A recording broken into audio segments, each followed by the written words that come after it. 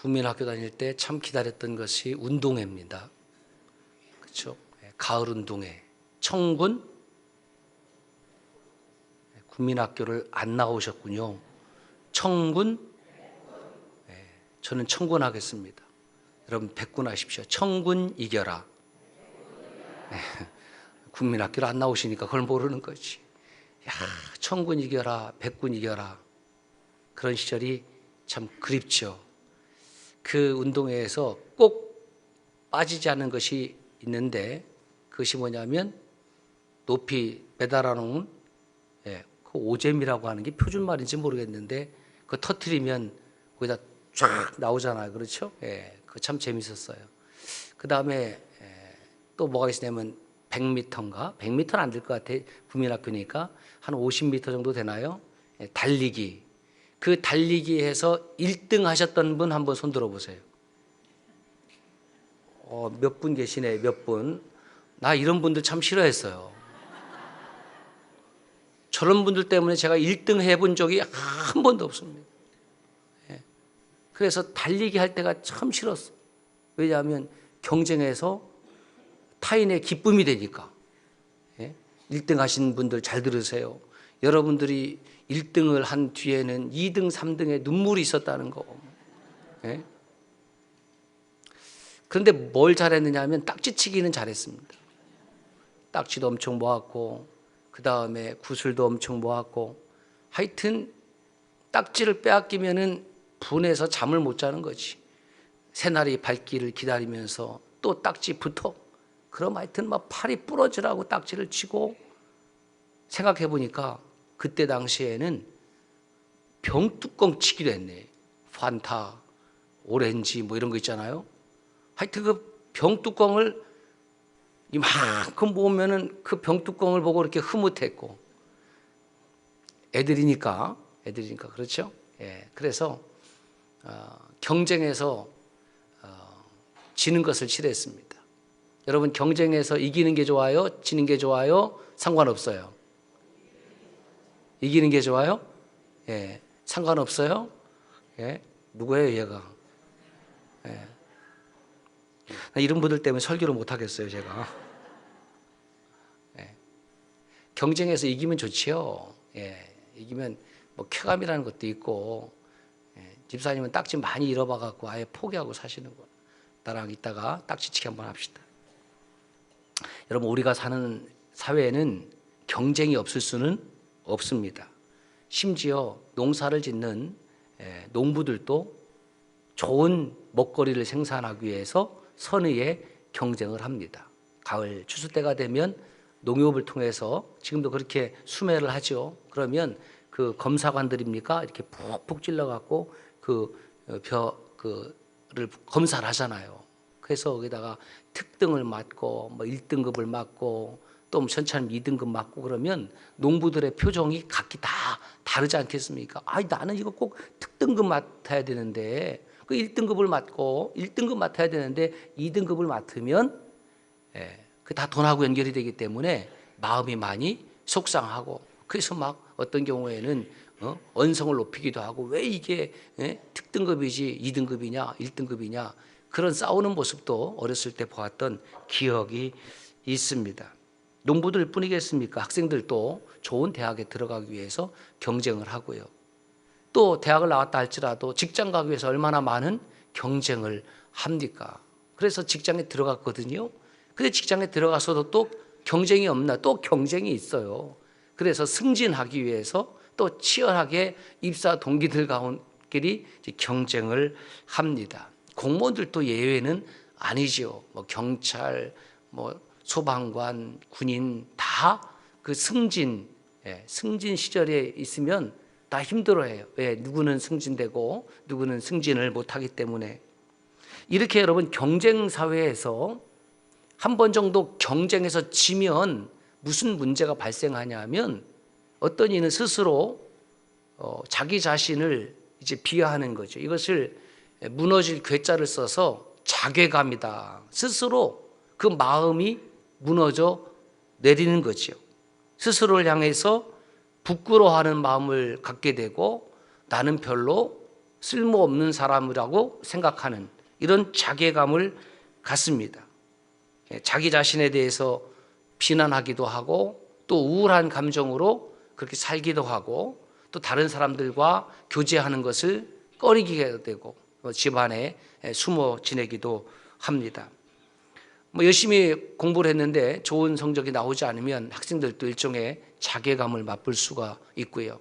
또 회사에서 열심히 준비해서 프레젠테이션을 했는데 상사로부터 참 수고했다 잘했다 칭찬받으면 참 기분이 좋은데 그것을 PT라고 했느냐라고 책망을 들을 때면 또 자괴감이 들 수도 있습니다. 이런 자괴감이라는 것은 누구나 다 가질 수 있는 감정이고요. 이런 자괴감의 사촌이 바로 또 열등감입니다. 자괴감이라는 것은 혼자 생각해서 무너져 내리는 것인 반면에 이 열등감이라는 것은 꼭 타인과의 비교를 통해서 오는 것이 열등감입니다. 그래서 타인보다 내 능력이 뒤떨어진다든가 나는 좀 아니라고 생각한다든가 그렇게 자기 자신을 좀 부끄럽게 여기는 것을 이제 열등감이라고 하는데 이 열등감이 때로는 자기 개발의 원동력이 된다고 하면 그것도 괜찮아요. 2등, 3등을 했던 사람이 열심히 해갖고 저 사람을 내가 한번 능가해보겠다, 이겨보겠다, 1등 해보겠다. 그러면 그 좋은 방향으로 그 열등감을 사용하는 것이지요. 어쨌든 자괴감이라든가 열등감이라는 것은 자기 자신에게 그렇게 도움이 되는 감정은 아니고 자기 자신을 무너뜨리는 마음, 파괴하는 마음, 심지어 열등감은 타인을 향해서 아주 날카로운 송곳을 드러내는 타인을 파괴하는 감정이기도 합니다. 이러한 자괴감이나 열등감의 반대편에는 무엇이 있냐면 자존감이 있습니다. 스스로를 귀하게 여기는 마음. 한번 따라서 할까요? 누가 뭐래도 나는 귀한 사람입니다. 그 인권이라고 하는 거예요. 누가 뭐래도 한 사람 한 사람이 참으로 귀한 사람입니다. 그가 어떤 신분을 가지고 있든지 어떤 지위를 가지고 있든지 그가 연세가 높든지 아니면 나이가 좀 적든지 하나님은 그 한 사람 한 사람의 영혼을 동일하게 귀하게 여기시는 분입니다. 우리 청주서남교회 공동체에도 아이부터 우리 어르신에 이르기까지 저는 한 분 한 분 모두 다 귀한 하나님의 자녀라고 생각합니다. 우리 모두 서로를 귀하게 여길 때에 우리 교회가 카도시 청주서남교회 귀한 공동체가 될 줄로 믿습니다. 여러분 우리가 왜 신앙생활을 열심히 해야 되느냐? 은혜를 받는 것도 좋아요. 하나님께서 복을 주시는 것도 좋아요. 그런데 우리가 신앙생활을 열심히 해야 되는 이유 중에 하나는 우리가 하나님을 사랑하면 우리의 자존감이 고양이 되는 거예요. 자존감이 이렇게 쭉 높아진다라는 겁니다. 성경에 나오는 여러분 위대한 믿음의 위인들이 자기 자신을 여러분 어떻게 생각했는지 아십니까? 나는 원래 믿음이 좋은 사람이야. 나는 원래 용기가 있는 사람이야. 나는 원래 잘난 사람이야. 그렇게 생각했던 사람이 한 사람도 없어요. 보세요. 아브라함은 하나님 앞에서 자기 자신을 향하여 뭐라고 표현하고 있냐면 티끌과 재 같습니다. 하나님, 저는 티끌이요 재 같은 존재입니다. 우리가 믿음의 조상으로 본보기를 삼고 있는 그 위대한 인물이 자기 자신을 향하여 티끌과 재로 여기고 욥은 자기 자신을 향하여 썩은 물건 좀먹은 의복, 하나님은 이사야 선지자를 통해서 야곱은 버러지, 예전 개역 성경에는 지렁이, 그리고 다윗은 하나님 앞에서 자기 자신을 벌레, 사도 바울은 하나님 앞에서 자기 자신을 죄인 중에 괴수. 여러분 여기서 긍정적인 표현이 어디가 있습니까? 옆 사람에게 여보 당신 벌레야 한번 그렇게 얘기해 보실래요? 어따 대고 이 사람이 그때는 이제 싸움 나는 거죠. 옆 사람한테 그렇게 말씀하라는 이야기가 아니고 하나님 앞에서 내가 가만히 나 자신을 들여다보니까 그 우주 만물을 창조하신 위대하신 하나님, 영원하신 하나님 앞에서 나는 벌레와 같고 먼지와 같고 재와 같고 티끌과 같고 낡은 의복과 같고 그런 존재라는 것을 깊이 깨닫는 거예요. 그래서 사도 바울이 괴수 중에 괴수, 죄인 중에 우두머리라고 하는 표현은 다른 사람의 강요해서 하는 표현이 아니라 하나님을 온전히 만났을 때에, 그 거룩하신 하나님을 온전히 경험하게 되었을 때에 내 자신의 모습이 어떠한지를 스스로 깊이 깨닫고 고백한 말입니다. 다시 말씀드립니다. 티끌, 재, 썩은 물건, 좀먹은 의복, 버러지, 벌레, 괴수 같은 사람이 누굽니까? 예, 여러분 모두가 저를 쳐다보고 있습니까? 그래 봐야죠. 예. 제가 그래요. 뭔가 괜찮은 것 같은데 하나님 앞에 서니까 정말 그래요. 그래서 이러한 마음을 가진 사람을 하나님은, 그래, 너는 벌레고 너는 버러지고 너는 죄인 중에 괴수고, 그렇게 말씀하시는 것이 아니라 이런 사람이 하나님을 알고 믿고 그 말씀대로 순종하며 따라 살았더니 하나님은 이런 나와 동행하시고 나를 도우시고 나를 인도하시고 나에게 은혜를 주시고 나에게 복을 주시는 분이십니다. 왜요? 하나님은 내 아버지시기 때문에, 하나님은 나의 영원한 목자, 장이 되어 주시기 때문에. 여러분 집에서 자녀들이 여러분 앞에서 아버지, 저는 아버지가 내 아버지라 참 좋습니다. 엄마가 내 엄마라 참 좋습니다. 이 한마디 여러분 들으면, 그날 뭐 주머니에 있는 거 다 꺼내줘도 부족함이 없잖아요. 우리가 아버지 노릇, 어머니 노릇 하는 이유가 뭡니까? 그 자녀들에게 엄마가 되기 위하여, 아버지가 되기 위하여.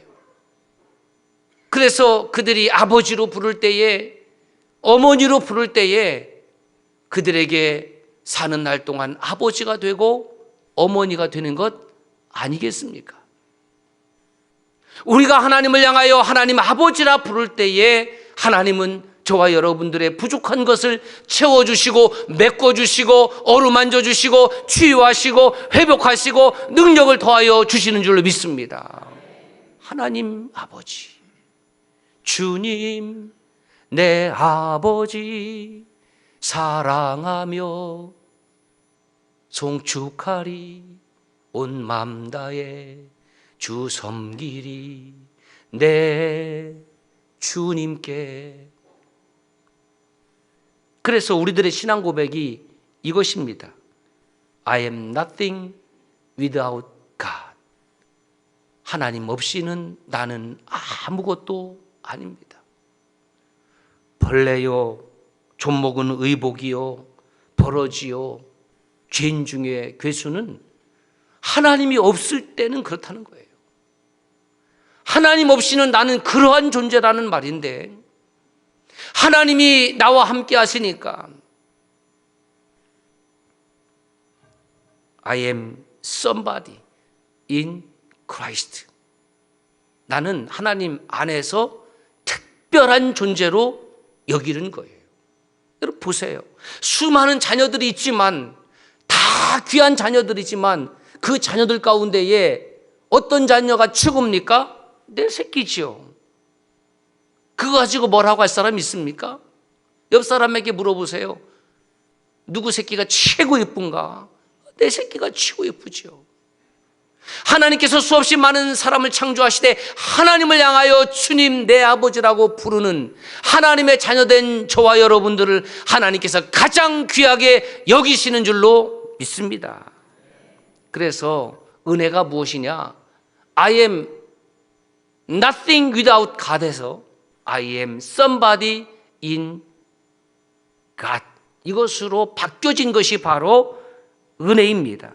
하나님은 이사야, 예레미야, 호세야 선지자들을 통해서, 사도 바울을 통해서 그렇게 말씀하십니다. 야곱아 너를 창조하신 여호와께서 지금 말씀하시니라. 이스라엘아 너를 지으시니가 말씀하시느니라. 그 다음부터 시작. 내가 너를 지명하여 불렀나니 너는 내 것이라.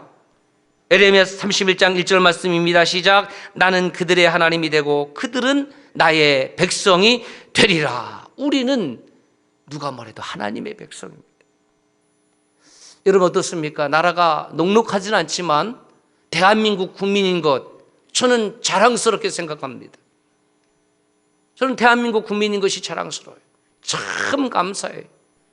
분단의 아픔을 안고 살아가지만 그럼에도 불구하고 하나님께서 이 나라를 지키시고 보호하여 주시고 이 나라를 통해서 우리의 생존을 가능하게 하시고 이 나라에서 자유와 행복을 누리고 살게 하시니 저는 대한민국이 감사하고 대한민국이 좋고 대한민국 국민인 것이 감사합니다. 좋습니다. 나는 그들의 하나님이 되고 그들은 나의 백성이 되리라. 하나님이 우리를 자녀 삼으시고 우리는 하나님의 자녀가 되고 하나님의 백성이 되고 그것이 좋기 때문에 우리는 매주일 주님 앞에 나와 경배와 찬송과 예배를 드리는 것입니다. 호세아 선지자를 통해서 이렇게 말씀하십니다. 시작. 너희는 살아계신 하나님의 아들들이라 할 것이라. 너희는 살아계신 하나님의 아들들이요 딸들이다.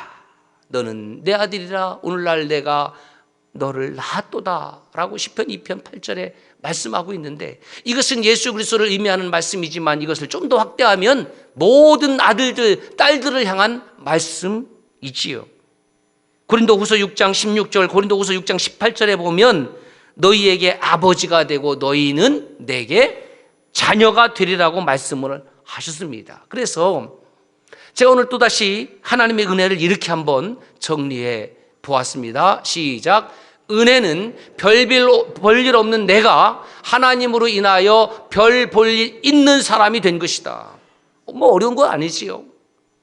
Grace is nothing without God. but a special person in God. 별 볼 일 없는 사람인데 뒷길 같고 재 같고 썩은 의복 같은 사람인데 그 별 볼 일 없는 사람을 하나님이 붙잡아 주시고 자녀 삼아 주셔서 썸바디가 되게 하셨고 하나님의 사용하는 사람이 되었다. 얼마나 이것이 귀한 하나님의 은혜라는 말인가. 초기 예루살렘 교회에서 예수님의 제자로 부름받았던 그 12명 중에서 한 명이 스스로 자기의 길을 걸어갔습니다. 그래서 그 빈자리를 채우기 위하여 그 마가의 다락방에 약 120명의 믿음의 사람들이 모였을 때에 사도 베드로가 일어서서 발언을 하는 겁니다. 성경을 보면 사도 베드로가 뭐 수제자였다, 뭐 선임 제자였다 이런 표현은 나오는 것이 없어요. 그러나 성경을 자세히 보면 사도 베드로가 맏 형님 노릇을 한 것은 틀림이 없습니다. 시편 69편 25절의 말씀을 베드로 사도가 인용합니다. 그의 거처를 황폐하게 하시며 거기 거하는 자가 없게 하소서. 거처를 황폐하게 하고 거기 거하는 자가 없게 해달라고. 무슨 말이냐면 경건한 자, 하나님을 따르는 자들, 그 사람들을 핍박하는 자는 그의 거처가 파괴되고 거기 거하는 자가 없게 해달라는 탄원의 기도입니다. 이 시편 69편은 초대교회의 메시아 예언으로 잘 알려진 말씀이었죠. 그런데 이 사도 베드로는 이 말씀을 가룟 유다에게 적용을 시킵니다. 여기서 거처는 가룟 유다가 산 밭이에요.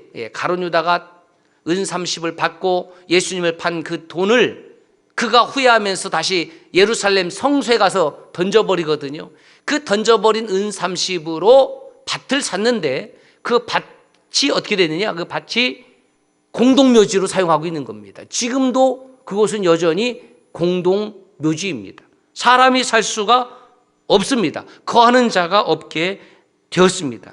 그리고 시편 109편 8절 말씀을 이렇게 다시 한번 인용합니다. 사도행전 1장 20절에 보면 그의 직분을 타인이 취하게 하소서.